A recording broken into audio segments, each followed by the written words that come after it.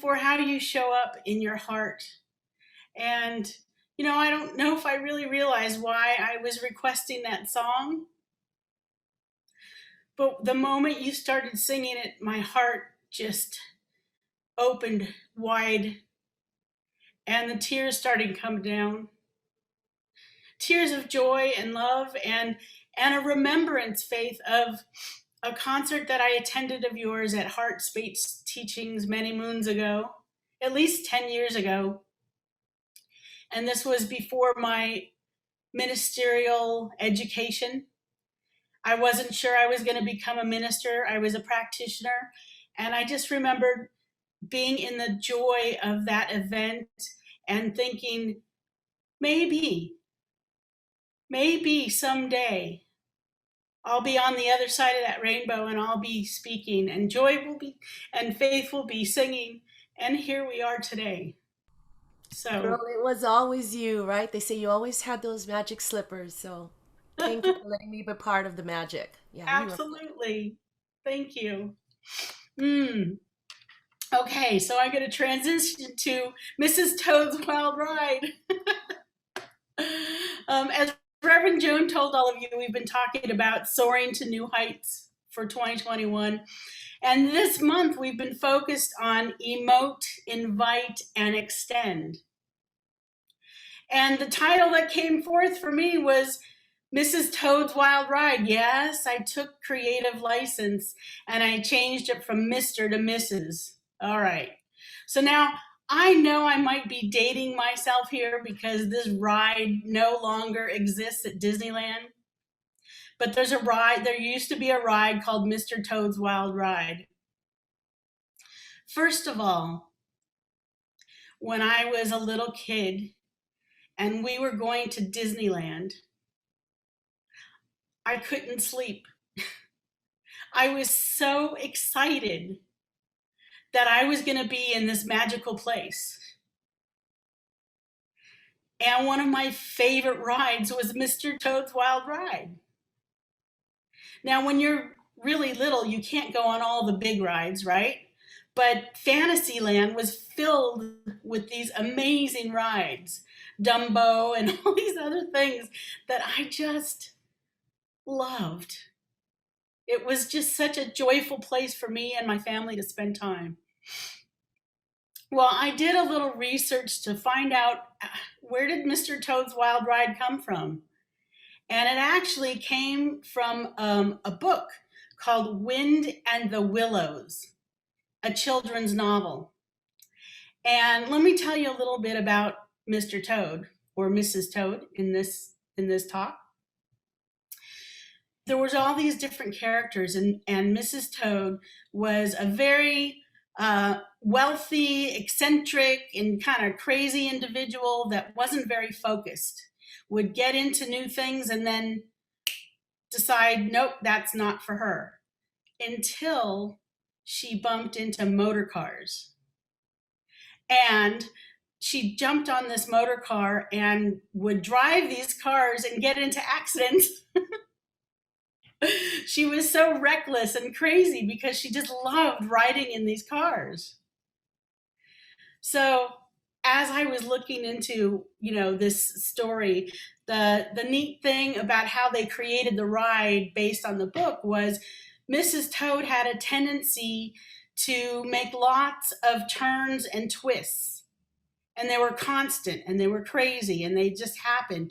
And when you went on this ride in Disneyland, now, I know that some of you are my age or older and have been on this ride, right? You go on this ride, you sit in the car, and you go from different lands, and you twist and you turn, and it looks like you're going to hit a wall and crash. It's dangerous. And you twist, and all of a sudden, you're in the country. And you keep going along, and you're twisting and you're turning, and all of a sudden, it looks like barrels are going to fall on your head. And you twist and you're in a totally different place. Well, what I realized is life can feel like that. It's full of twists and turns and perceived dangers, especially for those of us on a spiritual path. especially for those of us that have invited transformation. So I want to go back to the monthly theme because when I was really sitting with it, it really struck me that each of those verbs are a way to live life. The first one, emote. I was very proficient throughout my life at bypassing my emotions, either ignoring them or setting them aside so I could get what I needed to get done. So much so that it got to a point in my late teens, early 20s that uh, the way I wanted to bypass my emotions was to party with my friends. You know, I thought it was fun. Hey, I'm having a good time. And the truth is that every time I had that good time, I was missing my opportunity to feel an emotion that was going to get me to the place that I really wanted to be. I deal with emotions a lot differently these days. The first thing is I notice that it's there. Now, I'm going to tell you this. Sometimes you're in the middle of a work day or a family outing or whatever you're doing, and you feel an emotion come up and you can't necessarily deal with it in that moment. And what I've learned to do, I call it bookmarking. I bookmark that feeling and I go back and I give it time, I give it space, I honor it rather than bypassing it. And sometimes, hey, if I'm doing something at home and I feel it come up, I can deal with it right in that moment. Now, what I'm talking about is acknowledging it. Maybe there are tears there.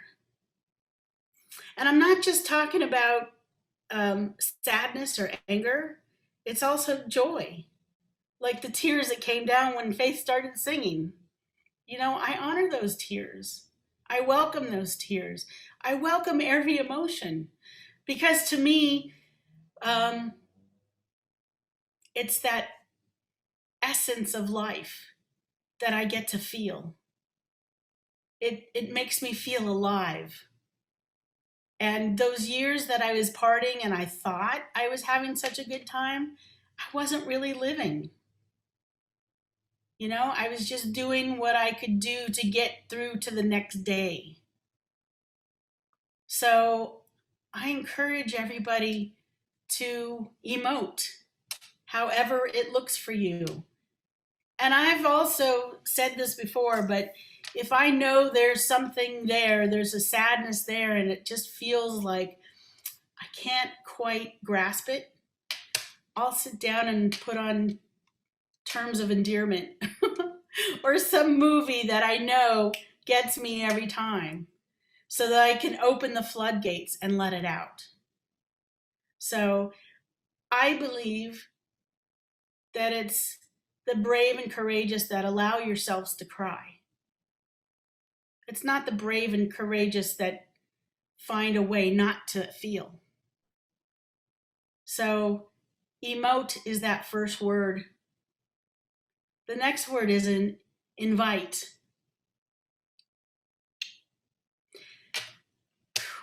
Now, invite for me is like the most powerful part of what I'm talking about because when you invite transformation into your life, we're talking Mrs. Toad's Wild Ride. You never know what you're going to get because when you put it out there into the universe, this is what I want, it's going to come right up against you. If you're putting it out in the universe that you want compassion, that you want to be kind in the face of anything and everything, this is what's going to happen. Anything and everything that looks like an opportunity for you not be compassionate or kind. So when you invite, you better be ready. Better be ready. I also, when it comes to inviting, I always want to invite God presence, God consciousness as line, the first lifeline of anything I do. Because when I start from that place, God is all there is, that God is in this situation, God is in this perceived problem, God is in this perceived danger. There's nothing that I can't deal with in a graceful way because it's not me. It's spirit showing up as spirit. So I want to tell you a little bit about inviting for me and how it showed up. When I sat down and really came to the conclusion and vision that ministerial school was what I was going to do, I ended up meditating and visioning all the time, day after day, like, is this really for me? Is this really what I'm going to do? And what came through was a business called Letting It Go. Now, I wasn't visioning for a business. I was visioning on what is mine to do, what is my purpose, how am I called to show up in this world. And since I'm a very visual person, what downloaded was a whole logo, a logo, a name of a business. And I'm just sitting here going, okay, all right, I guess a new business is birthing. And it must have been no more than 2 or 3 weeks after this birth that I have the opportunity to work with someone. Wow, this is emotional too. So I honor that. And this person had downsized from a giant house in Berkeley to a 2-bedroom apartment and then to a studio apartment. And she needed my help and support to let go. I showed up at her home. This is my first client, okay? My first Letting It Go client. And I couldn't walk in the door unless I squeezed sideways to get in the door. There were so many things in her home. I couldn't even see where she slept at night. I couldn't see a place where she sat down and ate her meals. And I took a deep breath and I said, okay, God, this is what I'm called to do. And the beautiful part of this was this particular person is an artist. She taught art for 50 years. And what was filled in her home was, and if you know me, you know how much this tickles me. What was filled in her home were paints and brushes and paper and canvas and everything she needed to create her creations. See, because I was born an artist, that was always my calling as a little girl. I still paint now and I teach. So when I walked into this home and I had invited this vision in my life, boom, there I was. I was right in the midst of it. And it was a beautiful, beautiful experience for me. And it taught me so much about answering the invitation and not necessarily having an expectation. So my expectation in working with this person was a beautiful space where she could paint again and do yoga and sit and eat at a table. And we had these intentions and we got some of them accomplished. She had a place to lie her head. She had a table to eat. Her kitchen was organized. And, when it comes down to it, the invitation for her was there, and she could go as far as she could go. And I learned greatly that it's not about me and my expectations. It's about the person. It's about each individual walking their own journey. So I answered, I invited in my life this new business, this new calling, and I learned quickly that it wasn't about me. It's about spirit. It always is. It's first and foremost because that's the order I put it in my life. Number one. So this brings me to extend. So we've talked about emote, invite, and now extend. And Reverend Joanne Coleman at Agape International, one of my teachers at Agape University, I'll never forget when she said this. She said, "Your mess is your message." And I was like, I thought about that for a minute and I thought, ooh, okay. Again, here we go. So let me go back a little bit when we were talking about my letting it go business. When I grew up, my family moved a lot, not small moves. We went from Los Angeles to Atlanta to Texas, back to Los Angeles. We bounced around the United States based on where the next job was going to be for my dad. He was a salesman. And I've learned since then that my mom, the biggest thing that she hated was moving. And I didn't know that. I just knew that mom came in the room and said, okay, time to pack up. And she would always tell me, take what you really love and leave the rest behind because we're not going to take that all the way across the United States. And I was young enough to say, okay, that's just the way it is. So I realize and recognize now that that was part of my training for letting it go. That was part of my training for helping people do the same in their life. I didn't know it at the time because when I got to be about a teenager, I thought it was kind of a mess. Because I met friends that like lived in the same house their whole life. They had the same friends from kindergarten. And here I was bouncing around, always the new kid.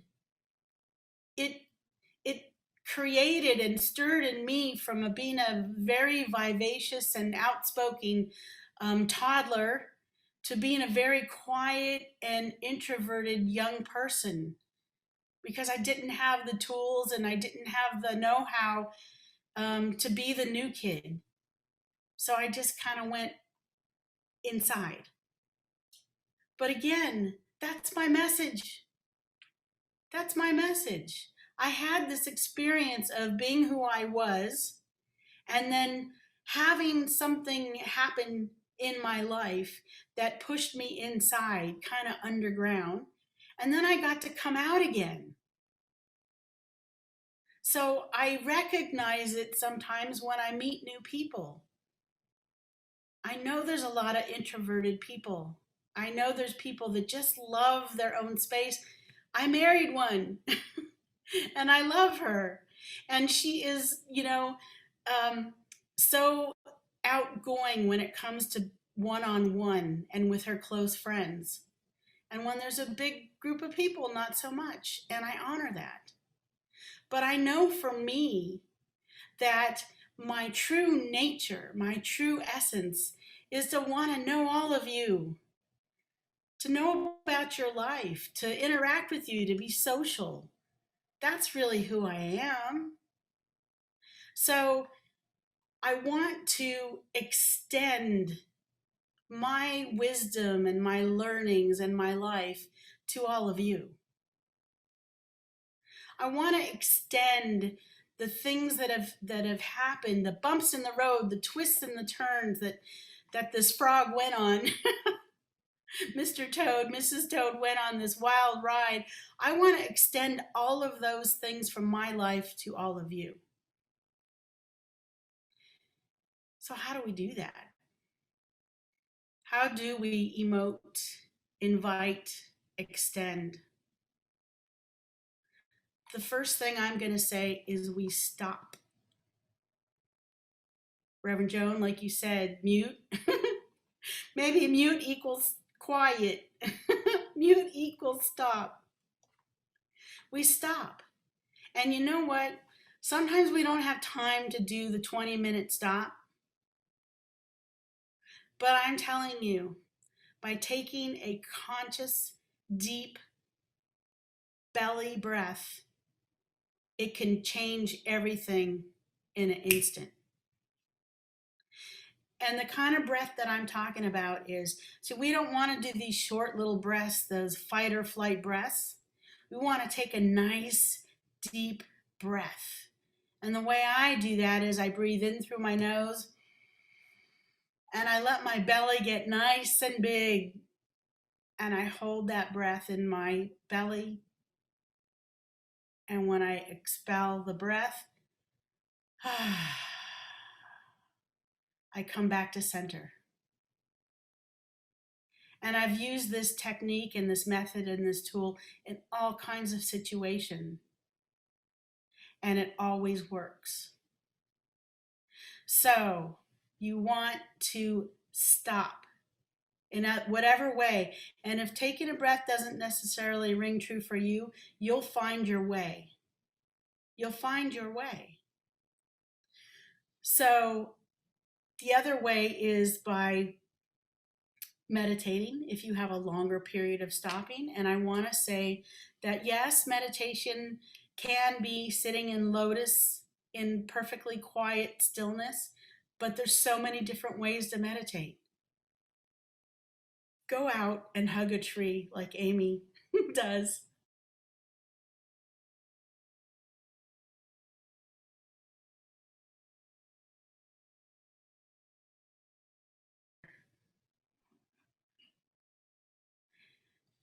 Sorry about my internet there. Go out in nature and take a walk. Be mindful when you're washing your dishes. Breathe consciously when you're walking the dogs. That's one of my ways to meditate. I know Reverend Verona takes a daily nature walk. She posts it on Facebook sometimes, and they're just so profound and peaceful and grounding. So find your way. Find your way to emote and invite and extend. So I've said to just stop, to meditate. Of course, vision. The visioning class, I think, is just ended, right? Or is there one more week? One more week? So vision, very, very, very important to vision for your life. And if you miss the class, we offer it every month. We're doing it today. We're visioning for Agape Bay Area, but the vision is also for your life. For about 6 months, I had a little note on my phone, an alarm, and it would come on and it would say, "What's your vision for this day?" Just to remind me on a daily basis, what's my vision for this day?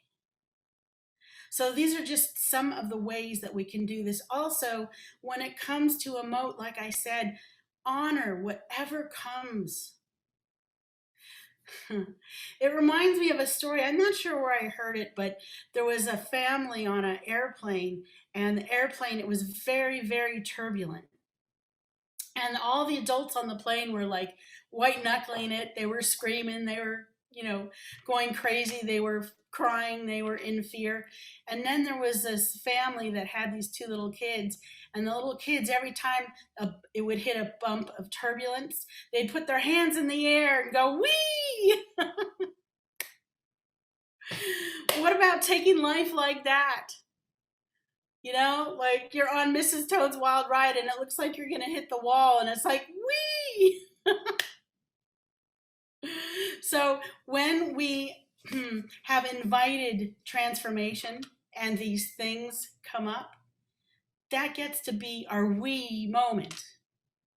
It's our opportunity. See, there's nothing. There's nothing that can happen in your life that isn't for your good. Nothing. And I know that this can be a hard conversation. Some people are like, no, I'm a victim of whatever happened. This is a tragic thing that happened. And I get that. Tragic things happen, hard things happen in life. And I've seen miracles. I've seen people that have had the worst thing happen in their life, and they have transformed it into a life of inspiration, a life that they give out love. I can't remember this fellow's name. He was born with no arms and no legs, and he does inspirational talks. If anyone remembers his name, go ahead and put it in the chat. But he is a phenomenal human being. He goes all around the world and he talks to people about what he can do, not what he can't do, what he can do with his life. It's just so powerful and mind boggling to me that we end up putting labels on these things that happen as good or bad. There's no good or bad if there's only one. In fact, there's no forgiveness needed if the truth is there's only one, and it's all for our good. It's all for our expansion.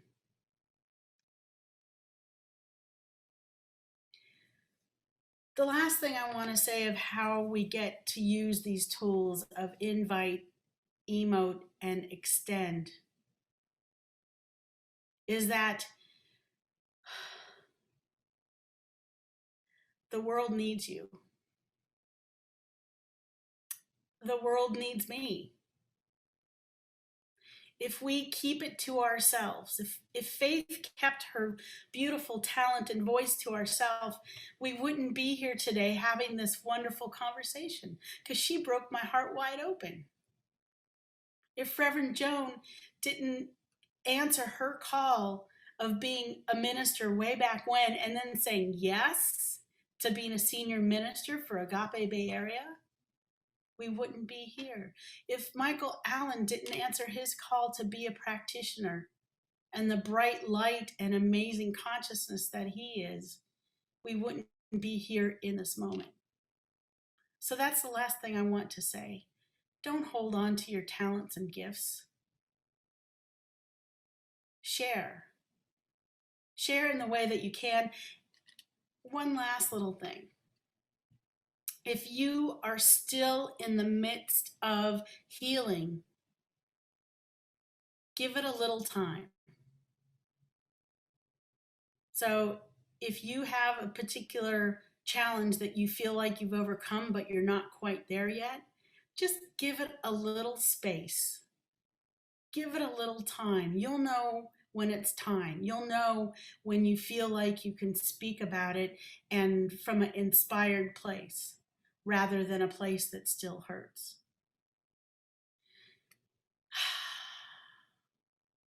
I am so grateful for all of you.